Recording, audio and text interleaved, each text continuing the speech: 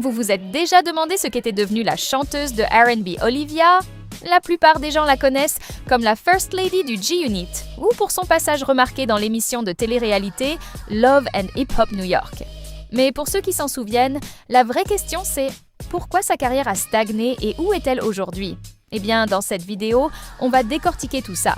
Les débuts chez G Records. Le premier gros tournant pour Olivia, c'est quand elle a 17-18 ans. Ce que beaucoup de gens ignorent, c'est que Olivia Longotte avait pourtant démarré sa carrière avec une énorme opportunité. En 2000, elle devient la toute première artiste signée par le légendaire producteur Clive Davis sur son nouveau label G Records. À ce moment-là, tout laissait penser qu'elle allait devenir la grande star féminine du label. Mais le timing n'a pas joué en sa faveur parce que juste après elle, Clive Davis signe une autre chanteuse encore inconnue à l'époque, Alicia Keys. Et là, tout bascule. Quand Alicia Keys sort son premier album, Songs in a Minor, c'est un succès mondial immédiat. Les ventes explosent, les récompenses s'enchaînent et naturellement, le label décide de concentrer la majorité de ses ressources promotionnelles sur elle. Résultat, Olivia passe progressivement au second plan malgré son talent et le fait qu'elle était là avant. Plus tard, Olivia expliquera aussi qu'il y avait un autre problème en coulisses. Elle a reproché à Clive Davis d'avoir voulu lui imposer une image de bad girl plus provocante et plus commerciale qui ne correspondait pas à sa personnalité ni à son style musical. Cette direction artistique forcée a créé un décalage avec le public et son premier album n'a pas eu l'impact attendu. Au final, entre le manque de promotion et une image qui ne lui ressemblait pas vraiment, sa carrière n'a jamais décollé comme prévu, alors qu'elle avait pourtant commencé avec une opportunité exceptionnelle. Le départ et les magouilles en coulisses. Elle a quand même sorti son album éponyme en 2001, mais juste après, elle a quitté G Records pour un autre label. En coulisses, c'était la guerre politique, le genre de truc que le public ne voit jamais. On pense souvent que les artistes décident de tout, mais Olivia a expliqué qu'elle avait juste suivi un exécutif qui partait chez Interscope. L'ère G-Unit.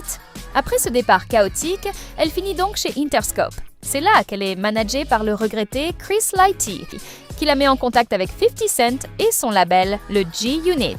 Sur le coup, elle hésite un peu, elle se demande comment elle va s'intégrer au milieu de tous ces gorilles du rap. Mais comme elle venait de signer chez Interscope, elle ne voulait pas faire de vagues ou risquer de finir au placard. Après avoir rencontré 50 Cent, elle se rend compte que rejoindre le G-Unit est la meilleure option. 50, de son côté, voulait diversifier son label qui n'était composé que de rappeurs de rue. Et on ne va pas se mentir, il voulait sûrement concurrencer son rival de toujours, Irv Gotti, qui cartonnait avec Ashanti sur le label Murder Inc. 50 voulait sa propre star du R&B. Le succès de Candy Shop. L'énorme coup de projecteur arrive quand elle pose sur le mégatube de 50 Cent, Candy Shop. Le single devient disque de platine et décroche la première place des charts. 50 espérait que ce succès rejaillisse sur Olivia, mais c'était compliqué de la promouvoir. Le G-Unit était un label de hip-hop très masculin et Olivia était la seule femme. Ça a été un vrai défi pour elle de se construire sa propre fanbase. Pour la BO du film Réussir ou mourir, 50 a eu un choix à faire. Il pouvait sortir I'll Whip Your Head Boy, que les fans adoraient, mais il a préféré lancer un duo avec Olivia intitulé Best Friend. Le but était clair, lancer enfin la carrière solo d'Olivia sur orbite. Mais ce n'était toujours pas gagné pour elle. Elle a d'ailleurs sorti quelques singles, comme Twisted avec Lloyd Banks ou So Sexy, coécrit par Keri Hilson.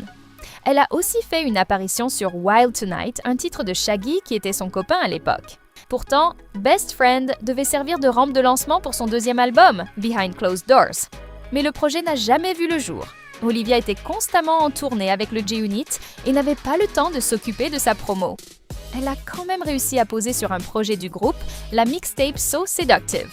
La rumeur toxique de The Game. C'est à ce moment-là que les problèmes internes ont commencé au G-Unit, notamment avec The Game. Quand il s'est embrouillé avec 50 Cent et qu'il a quitté le label, il s'est mis à clasher tout le monde, y compris Olivia. Il a même lancé cette rumeur complètement bidon et horrible selon laquelle Olivia était un homme. Il balançait en interview « Olivia, c'est pas une meuf, c'est un mec, je l'ai vu dans les vestiaires, elle a un truc entre les jambes. » Malgré la violence de l'attaque, Olivia a décidé de rester digne. Elle a expliqué plus tard « Je ne réponds pas aux gens immatures. C'est pas ma faute si t'as un problème avec un homme et que tu décides de t'en prendre à la seule fille du groupe juste parce qu'on ne te suit pas dans ton délire. » Le début de la fin avec 50. Petit à petit, Olivia a commencé à saturer. En tant que seule chanteuse R&B du label, elle avait l'impression qu'il ne savait pas quoi faire d'elle, ni comment définir son style. Elle a donc commencé à bosser avec d'autres artistes, comme Missy Elliott. Elle passait de plus en plus de temps avec elle et de moins en moins avec le G-Unit, et forcément, ça n'a pas vraiment plu à 50 Cent. Le rendez-vous manqué avec Missy Elliott. Le pire dans l'histoire, c'est que même avec Missy, elle n'a pas réussi à sortir le tube que le label attendait.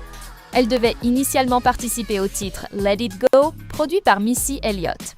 Finalement, à cause de décisions liées au label et au timing, la chanson est revenue à Keyshia Cole, qui l'a enregistrée et en a fait un gros succès, montrant encore une fois comment une seule collaboration peut changer le destin d'une carrière. Olivia a finalement décidé de claquer la porte du G-Unit. La vérité sur sa relation avec 50 Cent? Évidemment, dès qu'elle est partie, les rumeurs ont fusé. Tout le monde disait qu'ils avaient eu une aventure et que ça s'était mal fini. Mais la vérité est bien différente. Il n'y a jamais rien eu entre eux.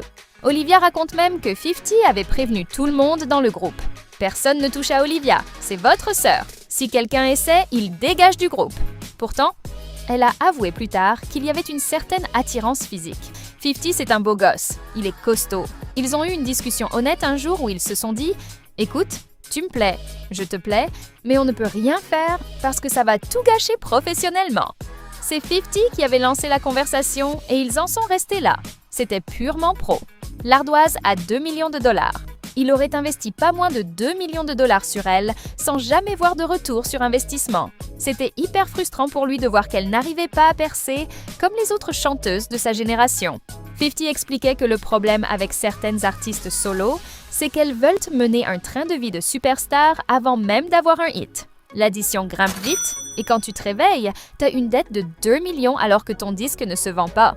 De son côté, Olivia ne s'est pas démontée. Dans une interview pour Forbes, elle a répondu « Je suis une femme, je suis belle et s'occuper d'une artiste R&B, ça coûte cher. C'est quoi le problème? Il a les moyens, non? Je suis son artiste. Il est censé prendre soin de moi comme il le fait pour les autres. Pourquoi sortir des chiffres comme ça? C'est pas si grave. » Guerre froide et rumeurs de vestiaire. Sauf que pour 50, c'était très grave. C'était une perte sèche. Personne ne dépense autant d'argent sur quelqu'un qui ne vend pas de disques. Après son départ, l'ambiance est devenue électrique. Pas seulement pour l'argent, mais parce que 50 a commencé à faire circuler une rumeur assez moche. Il a insinué qu'Olivia avait couché avec Missy Elliott. En interview, 50 balançait avec un clin d'œil. Elle est partie bosser avec Missy et c'est devenu bizarre. Je pense que Missy a croqué la pomme. Pour Olivia, ce commentaire de 50 sur elle et Missy Elliott a été le plus dur à encaisser. Elle a confié « Ça m'a vraiment fait mal parce qu'il me connaît par cœur et il connaît Missy aussi. Même si on sait tous qu'il passe son temps à vanner et qu'il est hyper sarcastique, là, c'était trop. » Missy était d'ailleurs furieuse et a appelé Olivia direct. C'était une situation super tendue, même pour leur manager de l'époque, Chris Lighty. Heureusement, avec le temps, Olivia et 50 ont fini par s'expliquer et ont réparé leur relation. L'embrouille avec Drake et l'ombre de Rich Dollaz. Olivia a ensuite continué sa route en indé. En 2010, elle signe avec la boîte de management de Rich Dollaz. Elle devait sortir un album, Show the World, qui n'a finalement jamais vu le jour. C'est à cette époque qu'elle enregistre un titre avec Drake, qui était alors en pleine ascension après sa mixtape So Far Gone. Le morceau s'appelait Control. Le problème, c'est que Drake avait enregistré le titre en solo à la base. Rich Dollaz a fait poser Olivia dessus et la chanson a mystérieusement fuité sur le net sans que Drake ne soit au courant. Drake a alors sorti un communiqué très froid disant qu'il ne validait pas forcément cette version. Elle a compris plus tard que Rich Dollaz avait un peu forcé les choses. Mais avec son tempérament habituel, elle a fini par en rire. Le retour en force avec Love and Hip Hop.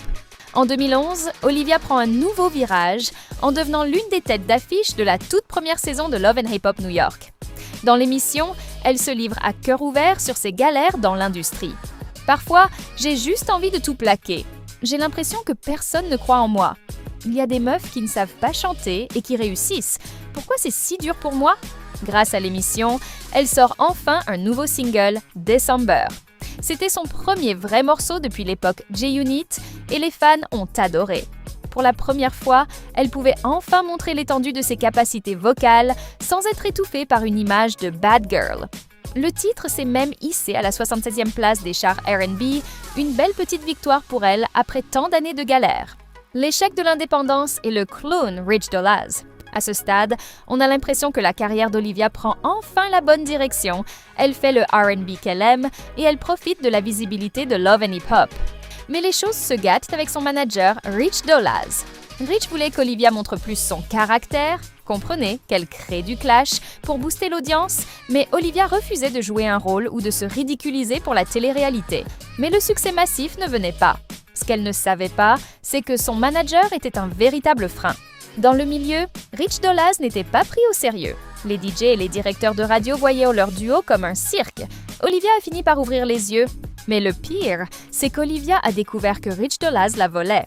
Elle n'avait aucune idée que ses singles Walk Away et December rapportèrent de l'argent. Rich touchait toutes les royalties alors que c'est elle qui avait écrit les chansons. La confrontation a été brutale. Encore une fois, Olivia se retrouvait trahie par son équipe. Le renouveau. Écriture, cinéma et amour. Après 2 saisons, Olivia quitte Love and Hip Hop pour se lancer sérieusement dans la comédie. Elle décroche un rôle dans la série The Family Business, même si elle ne fera finalement pas partie du casting final quand la série sera diffusée sur BET des années plus tard. En 2014, elle ajoute une corde à son arc en devenant autrice. Elle publie son autobiographie Release Me, My Life, My Words. Elle enchaîne ensuite les rôles dans plusieurs films comme Supermodel ou Conspiracy X. Où est-elle aujourd'hui?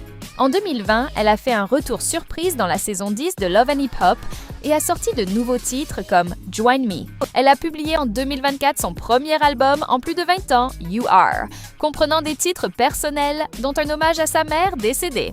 Elle a aussi sorti des singles plus récents, montrant qu'elle n'a pas abandonné sa carrière musicale.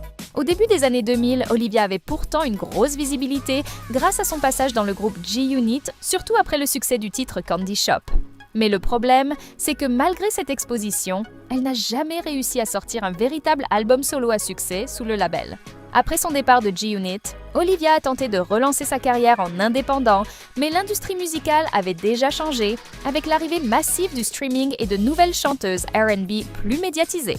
Aujourd'hui, Olivia continue de faire de la musique, mais sa carrière n'a jamais retrouvé le niveau de popularité qu'elle avait au moment de son passage chez G-Unit. En résumé, Olivia avait la voix et le look pour être une superstar comme Ashanti ou Alicia Keys, mais elle a été victime du syndrome de la première dame, utilisé pour faire des refrains sur les tubes des hommes du label, mais jamais priorisé pour sa propre carrière solo.